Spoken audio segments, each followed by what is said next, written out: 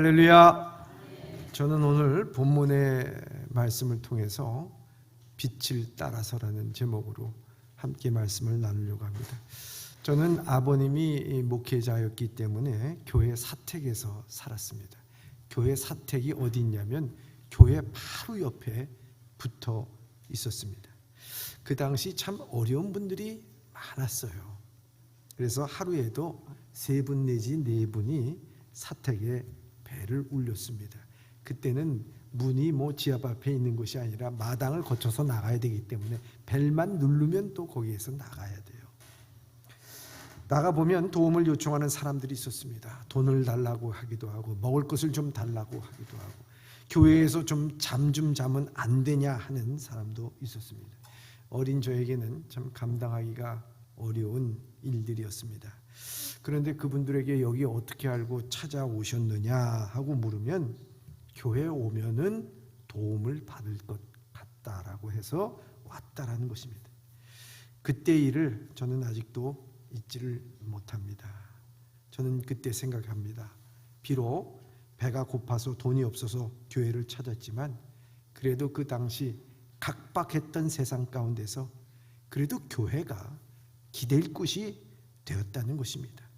신앙이 없어도 성경은 몰라도 교회 가면 도움을 얻을 수 있다는, 그래서 세상의 소망이 되는 것, 세상의 빛으로 인도하는 교회가 돼야 함을 어렴풋하게 깨달았던 시절이었습니다. 성탄의 계절에 교회가 세상의 빛으로 또 그들을 광명의 세계로 인도해야 함을 우리는 생각하게 됩니다. 콜드플레이라고 하는 그 팝 그룹이 있습니다. 유명한 그룹이죠. 그 노래 가운데 Fix You라고 하는 노래가 있어요. 우리나라로 말로 말하자면 고쳐줄게, 고쳐줄 거야 하는 거, Fix You라고 하는 노래가 있습니다. 이 가사를 보면 이런 가사가 있습니다. 내가 참 좋아하는 노래 중에 하나인데, 내가 최선을 다했지만 성공하지 못할 때, 내가 원하는 것을 얻었지만 피로가 없어질 때, 내가 너무 피곤해서 잠들 수 없을 때, 모든 것이 다 뒤집혀졌을 때 빛이 너를 집으로 이끌어 줄 거야 라는 내용입니다. 신앙인도 아니에요. 믿음에 있는 사람도 아니에요. 근데 그는 이렇게 얘기합니다. 모든 것이 뒤집혀졌을 때. 여러분, 살면서 모든 것이 뒤집혀지면 미칠 것 같아요. 그렇잖아요.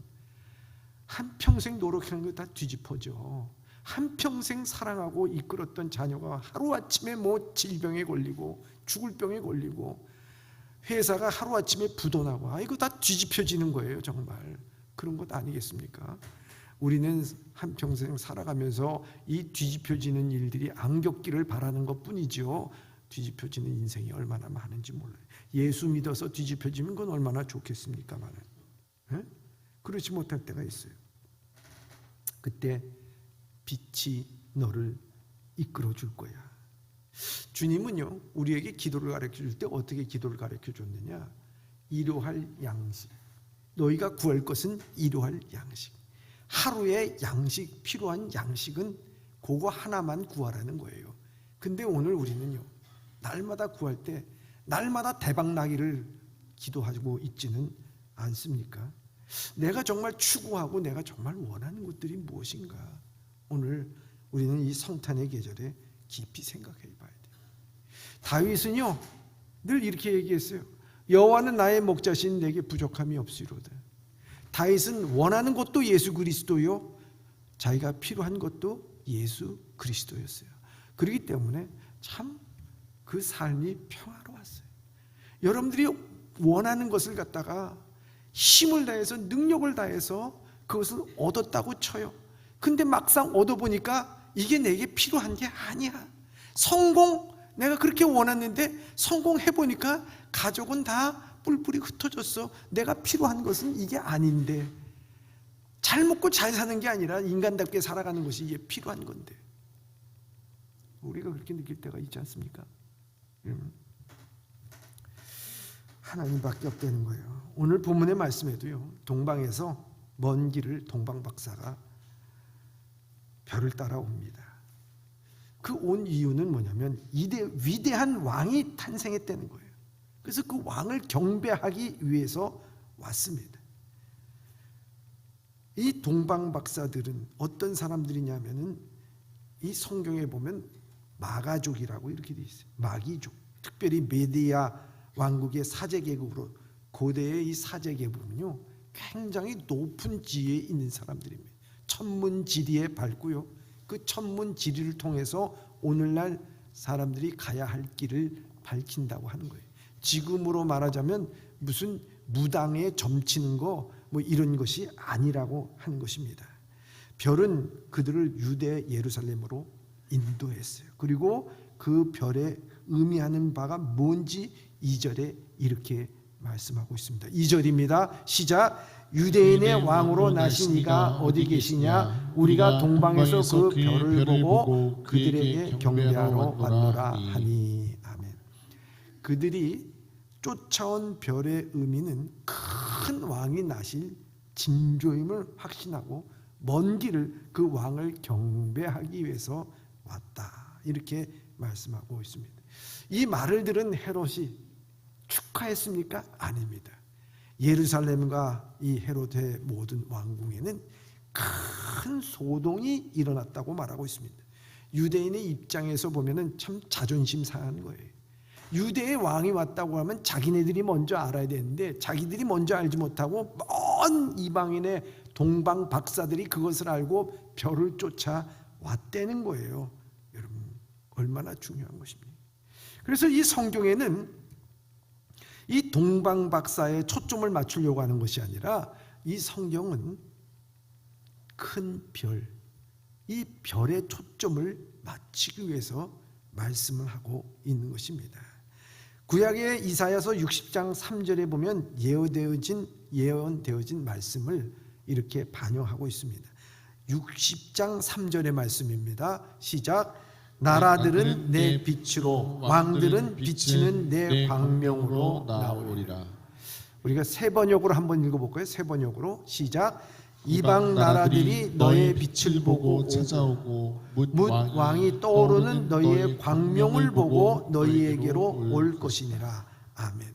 이 별이 이 빛을 통해서 이방인의 왕들에게 비춰지고 그들이 나오리라 말씀하고 있습니다. 메시아 앞으로 나오리라 이런 말씀. 이 이사야의 말씀이요 오늘 이 본문의 말씀에 정확하게 성취된 것입니다. 성경의 말씀은요 정확무구한 거예요. 성경의 말씀을 읽어야 됩니다. 성경의 말씀을 믿어야 됩니다. 성경의 말씀은 반드시 이루어질 줄 믿습니다. 그래서 하나님의 말씀은 천지 창조할 때에도 천지를 창조할 때 넷째 날에 뭐 했습니까? 궁창을 창조하시고 1월 성신 별과 달과 해를 창조하셨습니다. 그리고 그 창조하시면서 그 의미를 창세기 1장 14절에 이렇게 말씀하고 있어요. 시작. 하나님이 이르시되 하늘의 궁창에 광명체들이 있어 낮과 밤을 나뉘게 하시고 그것들로 징조와 계절과 날과 해를 이루게 하라. 아멘. 자, 이 광명체 1월 성신을 만드신 것은요 거기 계절과 날과 해와 낮과 밤을 나누시는 것뿐만 아니라 그것을 통해서 징조 하나님의 때를 알게끔 하기 위한 것이다. 그 빛들로 통해서 하나님께서는 우리에게 때를 가르쳐 주시는 거예요. 때를. 그렇기 때문에 이 큰 별이 나타났다고 하는 것은 어떤 신비주의적인 그것이 아니라 하나님의 말씀대로 하나님께서는 이 천지를 창조하실 때부터 그 때를 우리에게 가르쳐 주시기 위한 하나의 사인이었다라고 하는 것을 우리에게 말씀하고 있습니다. 그때 온 인류를 구원할 때입니다. 이 때는요 기간이 있는 거예요. 은혜 받을 때가 있는 곳이고 우리가 구원받을 때가 있는 거예요. 이 때가 끝나게 되면 아무리 내가 구원받으려고 해서 구원받지를 못해요. 노아의 때, 그 때가 언제입니까? 하나님께서 노아의 방주를 허락해 주고 그 방주에 들어가는 모든 사람마다 구원을 받을 때가 있었어요.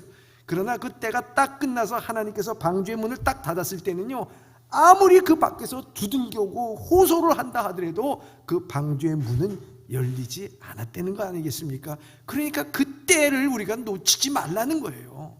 얼마나 중요합니까? 구원의 때, 은혜 받을 때, 사랑하는 성도 여러분, 구원의 때, 은혜 받을 때를 놓치지 마시기 바랍니다. 얼마나 중요한지. 근데 율법에 정통한 이 예루살렘에 있었던, 성경을 보기에 둘째가라면 서러울 정도로 율법에 정통한 사람들이 왜 이거를 몰랐을까요? 아니, 먼 데서 온 동방 박사들이 먼저 알았을까요? 그것은 다른 것이 아니었습니다.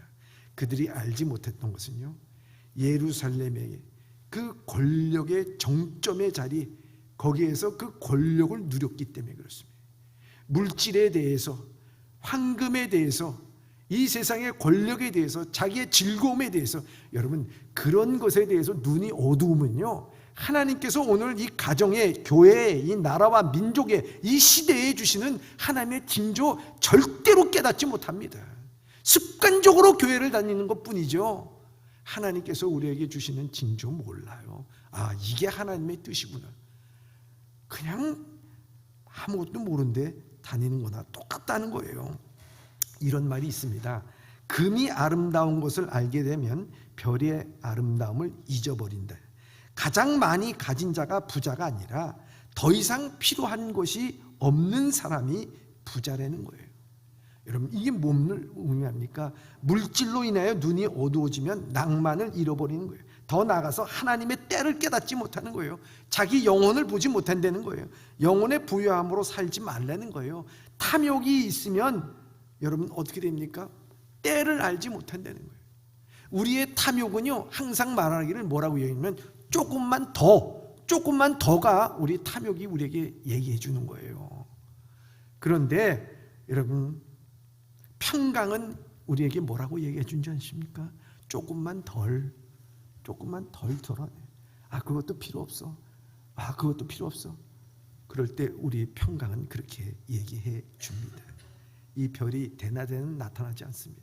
밤이 깊을수록 그 별의 별빛은 환하게 비춥니다. 여러분, 세상이 어두울수록 별을 통해서 하나님은 우리를 가르쳐 줍니다. 우리의 인생이 어둡고 힘들고 괴롭고 아파할 때 우리 주님께서는 우리의 한 줄기 빛을 통해서 광명의 세계로 우리를 이끌어 주시는 주님이시라 하는 것입니다. 이 동방 박사들이 예루살렘에 들어갔어요. 그리고 사람들에게 묻습니다. 유대인의 왕이 어디서 났는가 묻습니다. 우리는 동방에서 그 별을 보고 왔다. 그 말 한마디가 어떻게 됐습니까? 소동이 일어나기 시작한 거예요. 근데 그들이 왜 예루살렘에 들어가서 이 얘기를 했을까 하는 것입니다. 여기에 우리에게 가르쳐주는 바가 참 깊습니다. 여러분, 그들은 별을 따라 왔습니다. 어느 정도 근처에 가까이 왔을 때 그때부터는 그들의 상식이 작동한 거예요. 그들의 지식이 작동한 거예요. 그들이 별을 보질 못했습니다. 그때부터는 저 큰 별이 유대인의 왕이 나시는 곳이라고 하면은 예루살렘, 그것도 예루살렘 중앙에 있는 헤롯이 있는 그 왕궁이 아니겠느냐. 막연하게 그렇게 생각하고, 지식적으로 그렇게 생각하고, 상식적으로 그렇게 됐고, 선입관을 갖고 그렇게 생각하고 예루살렘으로 들어갔습니다. 거기에 왕은 없습니다. 그들은 선입견이 있었던 것이죠. 나다나엘도 마찬가지 아니겠습니까? 빌립이 와보라 했을 때 나다나엘이 예수 그리스도께서 갈릴리에서 오신 것을 보며, 야, 갈릴리에서 무슨 좋은 게 나겠어? 선한 게 나겠어? 인물이 나겠어? 거기는 뭐 인물이 나겠냐? 선입관이요? 무서워요. 은혜를 받으려고 그래도요, 선입관이 있어. 은혜 못 받아요. 저 사람에게 대해서 좋게 생각하려고 행동하는 거 보면 참 좋아. 그런데 선입관이 있어. 지방색을 나타내. 뭐 이래저래 선입관이 있어. 소용이 없어요. 100마디 얘기도 소용이 없어요. 참 무서운 게 선입관입니다. 그들은 선입견으로 통해서, 상식은 왕의 운명을 타고난 사람, 운명을 타고난 사람은 태어날 곳은 바로 왕궁이라고 생각했습니다. 선입관을 갖고 행동할 때 그들은 길을 잃어버립니다. 오늘도 우리의 신앙에 주님의 말씀만을 붙잡고 살아가야 되는데, 예수님만을 바라보고 살아가야 되는데, 그렇지 않고 내 선입관, 내 생각, 내 지식으로 살아가려고 하면요, 교회에 왔어. 교회에 온 다음부터 또 말씀을 우리가 붙잡아야 되는데 그렇지 못하고 내 선입관, 지식으로 행동하면요, 그 길 잃어버린 거예요. 교회 안에서도 길을 잃어버린 거예요. 신앙 안에서도 길을 잃어버린 거예요. 얼마나 안타까운지 모른다 하는 것입니다. 지식과 상식선에서 신앙생활하라는 분이 계세요. 교회에 오면 편해야지, 불편하면 안 된다. 봉사, 섬김, 희생에 대해서 왜 교회는 우리를 이렇게, 나를 이렇게 달달 볶느냐, 이렇게. 뭘 달달 볶아, 여러분. 주님께서 이 땅에 오셨을 때 우리를 구원하시기 위해서 어떻게 했습니까? 육신의 옷을 입고 말구에 오셨어요. 가장 낮은 자리에 오셨어요. 귀찮다, 힘들다, 어렵다 한마디 말씀 없이 그 말구에 오셔서요, 눈도 제대로 띄지 않는 동안에 헤롯을 피해서 저 애굽으로 갔어요. 그가 자라온 환경이 만만치가 않았어요. 그리고 그가 우리를 구원하시기 위해서 십자가에 돌아가시고 온갖 고난을 당했어요. 신앙생활을 편하게 하고자 신앙생활합니까? 이 세상에서 내가 복을 누리자 신앙생활합니까? 아니죠. 내 육신의 부요함이 아니라 내 영혼의 부요함을 위해서, 심령이 가난한 자는 복이 있나니 천국이 저희 것이며, 그것을 위해서 우리가 신앙생활하는 거예요. 찰나의 순간보다는 영원한 하나님의 세계, 내 영혼이 성결되기 위하여서 신앙생활하는 것 아니겠습니까? 오신 예수님 때문에 헤롯은 2살 미내연에 있는 어린아이를 다 학살했어요. 정말 불편한 진실이에요. 그 토대 위에 내가 믿음을 갖는 거예요. 그런데 편하다, 그것이 어떻게 우리가 얘기해야 될 얘기입니까? 리차드 범브란트라는 목사님이 이렇게 말합니다. 종교 한 근을 요리하기 위해서 상식 9근을 더해야 된다는 거예요. 여러분, 종교 한 근, 우리가 믿음으로 하나님의 말씀의 한 근을 우리가 얻기 위해서요, 거기에 상식과 지식과 온갖 양념을 갖다가 뒤범벅이 한 게 바로 9근이나 돼야 된다는 거예요. 어떻게 그렇게 됩니까? 우리가 하나님의 말씀을 받아서 그 은혜를 받으려고 하면 주님께서 우리를 위하여 십자가에 돌아가셨습니다. 그를 믿는 자마다, 영접하는 자마다 하나님의 자녀가 되는 권세를 주셨으니 아멘. 그것으로 끝나야 되는데, 그러기 위해서 우리가 하나님께서 어떻게 오셨느냐, 무엇을 했느냐, 그 논문을 쓴 것만 해도 수만 권이 돼요. 여러분, 하나님의 말씀을 그대로 받아들여야지. 무슨 양념이 필요하고, 무슨 예화가 필요하고, 무슨 거기에다가 온갖의 양념으로 뒤범벅이 해가지고 그것을 먹어야 되냐 이거예요. 그건 아니잖아요. 신앙은 우리의 일상적인 삶과 상식을 돌파해야 하는 것입니다. 어두운 인생길, 소망의 주님을 붙잡고 가다가 그만 상식적인 생각으로 세상 살아가는 일로 인해서, 선입견으로 인해서 내 몸 편하자고, 내 마음 편하자고, 그때부터 주님을 놓쳐버립니다. 교회 안에서 같이 앉아있지만 주님을 놓쳐버린 사람들이 얼마나 많은지 몰라요. 왕궁에서 주님을 찾는 사람들이 얼마나 많은지 몰라요. 오늘 나는 그런 사람이 아닌가, 그런 그리스도인은 아닌가 하는 것입니다. 동방에서 길을 잃어버린 동방 박사들은요, 큰 소동이 일어났어요. 그 길을 잃어버리니까요, 2살 미만의 아이들이 다 죽더라는 거예요. 여러분들 길을 잃어버리면요, 세상이 힘들어져요. 헤롯 대왕이 어떻게 됐습니까? 당황했어요. 정통 유대인이 아니고 왕으로서 정통의 의심을 받기 때문에 항상 집착을 한 거예요. 그래서 자기 왕권을 유지하기 위해서요, 자기를 의심하면 아내도 죽이고 아들도 죽인 사람이 이 헤롯입니다. 무서운 사람이죠. 그래서 그는 자기가, 헤롯 대왕은 그렇게 얘기합니다. 베들레헴에 가거든 거기에서 자세히 알아보라고 말합니다. 8절의 말씀입니다. 시작. 8절의 말씀 시작. 베들레헴으로 보내며 이르되 가서 아기에 대하여 자세히 알아보고 찾거든 내게 구하여 나도 가서 그에게 경배하게 하라. 이 말이 참 뭔가 배려하는 말 같아요. 근데 이 배려하는 말이 아니에요. 아주 공포스러운 말이에요. 자세하게 어디서 났는지 자세하게 알아보라는 것이에요. 그래서 성경은 헤롯이 군대를 모아서 2살 미만의 아기들이 모두 죽였다고 말하고 있습니다. 두려움에 사로잡힌 권력은 이처럼 잔인합니다. 하지만 동방 박사들은 아직 그런 조짐을 눈치채지 못하고 별빛의 인도함을 받아 마침내 목적지에 다다랐습니다. 그들을 인도하던 별은 아기 예수 위에 머물러 멈췄습니다. 아기 위에 머무른 별, 어쩌면 그 아기가 별인지 모릅니다. 아니, 예수 그리스도께서 우리의 별이 되셨어요. 어두운 밤길, 내 인생의 모든 것이 다 뒤집혀졌다고 생각했을 때, 내가 원하는 것을 얻었지만 내가 필요치 않아졌을 때, 내 눈에 눈물이 시냇물처럼 흘러내리는 모든 것이 뒤집혀졌을 때, 별 되시는 주님께서 나를 인도하시리. 얼마나 중요합니까?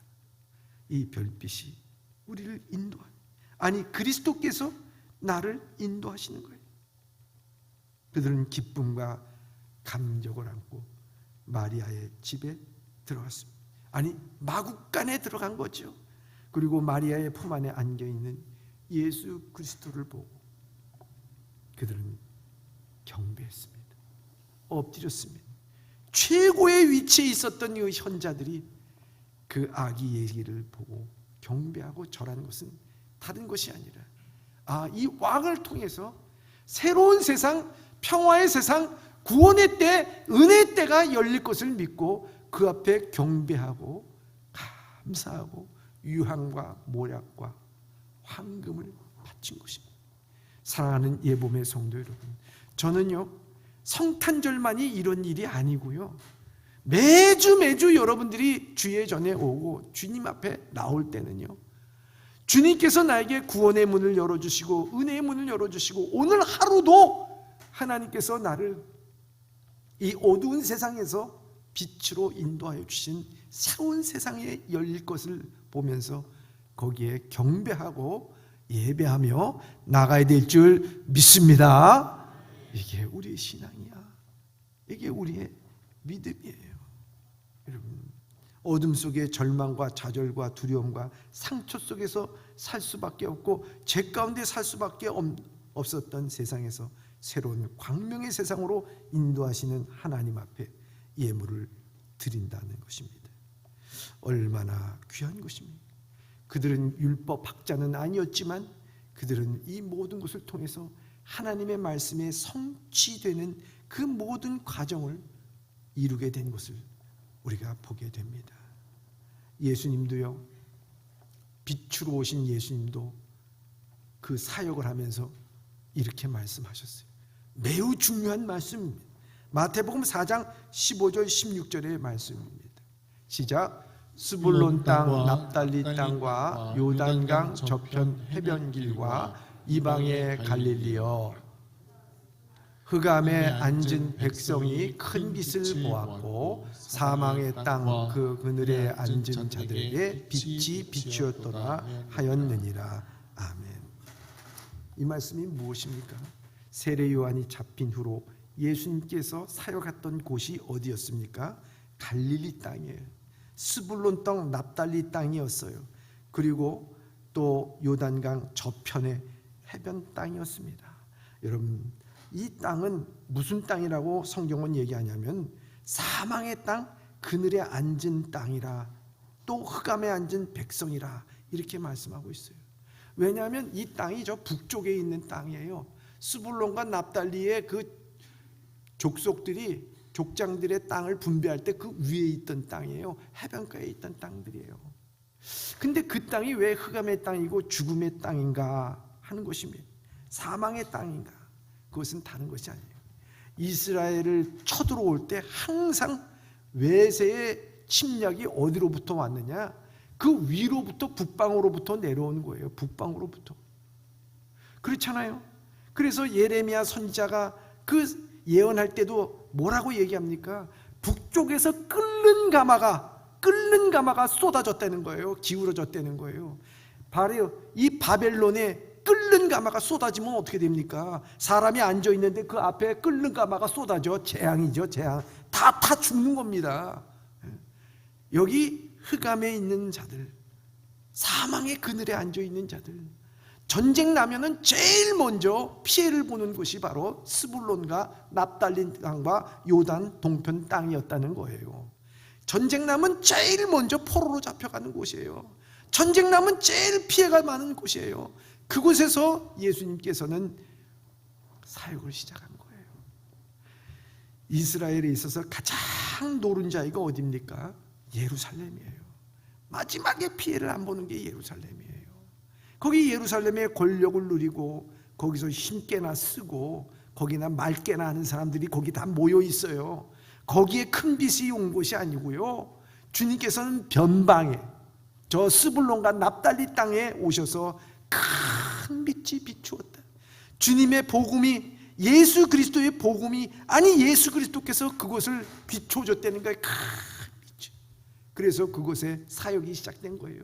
갈릴리로부터 사역이 시작된 것입니다. 예수님께서 저 변방 베들레헴 그 낮고 천한 말구 위에 오셔서 거기에 빛을 비추어 주셨다는 거예요. 여러분, 왜 이렇게 주님께서는 변방의 빛을 비추어 주셨느냐? 사람이요, 실패하고 낮아지게 돼서 가장 밑바닥에 서지 않으면 세상을 볼 수가 없어요. 여러분, 내가 가졌다, 높이 있다, 여러분 능력 있다, 그 사람들은요 못 가져보고 힘들고 괴로워는 이 세상의 밑바닥을 몰라. 이 세상이 어떻게 돌아가는지를 몰라. 여러분, 가장 밑바닥에 있고 힘들고 어렵고 괴로운 인생의 밑바닥에 있을 때, 오죽했으면 톨스토이가 말하기를 눈물 젖은 빵을 먹지 않고서는 인생을 논하지 말라 그랬네. 마찬가지야 여러분. 밑바닥 인생으로 내려가 봐야 아, 세상은 이걸 아는 거예요. 위로하는 말을 할 수가 있는 거예요. 주님께서는 말구 위에서 오셨어. 가장 낮은 자리에서. 그렇기 때문에 세상 누구도 다 품을 수 있는 거야. 그렇잖아요. 사랑할 수가 있는 것입니다. 우리는 얘기합니다. 네가 가진 것이 있어서, 그리고 너는 돈이 있잖아. 부모 잘 만나서 그렇잖아. 아내 잘 만나서, 남편 잘 만나서 그런 거 아니야. 그 얘기는 모르는 거예요. 그렇기 때문에. 근데 아무것도 없어. 여러분, 그때 하나님께서 우리의 낮은 마음을 보시고요, 거기서 위로가 있는 것이고 하나님의 은혜가 있는 것이다 하는 것을 우리가 잘 알아야 된다 하는 것입니다. 그래서 우리가 하나님을 만나는 것도요, 부유하고 잘 먹고 잘 살고 여행 빵빵 가고, 여러분 그런 분들이 예수님을 못 만나요. 그런데 힘들어. 어떻게 했으면 좋겠습니까? 내 인생 뒤집어졌어. 나는 어떻게 할 수, 이런 분들이 주기 전에 와서 십자가를 붙들고 주님, 주님밖에 없어요. 그때 주님께서는 그를 빛으로 인도하여 주십니다.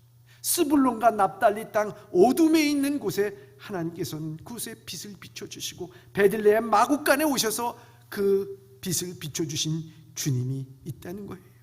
우리 마음속에 그런 마음으로 오늘 베풀어 주시고, 오셔서 떡을 주고 병을 고쳐주고 사랑을 주어서 흑암에 있는 사람들이 빛을 보게 된 것입니다. 여러분, 그렇지 않겠습니까? 오늘 우리는 그런 빛이 있는가 생각해야 하는 것입니다. 이 이야기가 이제 막바지로 갑니다. 이 동방 박사들이 어떻게 했습니까? 다시 이 헤롯이 말한 대로 온 왕궁에 가서 이르니 여차여차해서 거기 베들레헴에 가니까 정말 아이가 낳습니다. 말하지 않았습니다. 그들은 딴 길로 갔습니다. 그들이 원했던 길로 간 것이 아닙니다. 계획했던 길로 간 것이 아닙니다. 그들은 하나님이 지시한 길로 그 삶의 행로를 바꿨습니다. 여러분, 때로는 우리가 주님과 함께 동행할 때에 우리가 계획했던 길이 있어요. 우리가 생각했던 길이 있어요. 그런데 그 길이 때로는 주님께서 원치 않는 길로 인해서 우리의 길을 바꿀 때가 있어요. 그때 우리는 그것을 순종하며 나가는 것입니다. 여러분, 오늘 우리는요 그냥 내 길을 간다고 생각하지만 천만의 말씀, 여러분들이 지금 가는 길은요, 이 사회에서 여러분들도 모르게 여러분들의 머릿속에 프로그램화된 거예요. 여러분 학교 가야지, 뭐 해야지, 뭐 회사 다녀야지, 돈 벌어야지, 뭐 돈 벌어야지만이 남한테 싫은 소리 안 듣고 핀잔도 듣지 않고 무시당하지 않잖아. 그러면서 여러분들이 사회 속에서 듣는 얘기들이 이미도 머릿속에 프로그램 돼 있어요. 이것을 우리가 하나님이 원하시는 길이 아니라고 했을 때 그 프로그램된 길로 가는 것이 아니라 주님이 정말 원하시는 길, 주님이 정말 그 길로 가지 말라고 주님께서 말씀하셨을 때 그 길로 가야 되는 것이 바로 오늘 이 성탄의 계절에 주님께서 우리에게 주시는 것 아니겠습니까? 세상에서 얻는 듯 행복을 맛보기도 하지만 얼마나 참 그것이 우리에게는 독이 되는지 모른다 하는 것입니다. 우리는 거기에 벗어날 용기가 필요합니다. 지금 캄캄한 밤의 길을 가고 있습니까? 주님이 인도하는 빛이 보이지 않습니까? 구원의 빛, 소망의 빛이 보이지 않습니까? 내 마음에 교만과 이기심과 살만한 것들이 있기 때문입니다. 이제 살만한 것이 되었다고 해서 상식 수준에서 신앙생활 하십니까? 혹시 헤롯 왕궁에서 예수님을 찾고 계시지는 않습니까? 평화의 왕으로 오신 주님은 가장 낮은 곳으로 오셨습니다. 내 인생길이 내가 생각하지도 않는 길을 가게 됐다고 불만과 원망을 하고 있습니까? 그 길이 우리 모두를 사는 길이고 내가 사는 길이라고 하는 것을 알아야 됩니다. 우리의 어두움에서 인도하여 주신 주님, 앞으로도 계속해서 내 인생길을 주님 빛으로 인도하여 주시옵소서. 여러분 빛으로 인도함을 받는 우리 예범의 성도들이 다 되시기 주님의 이름으로 축원합니다.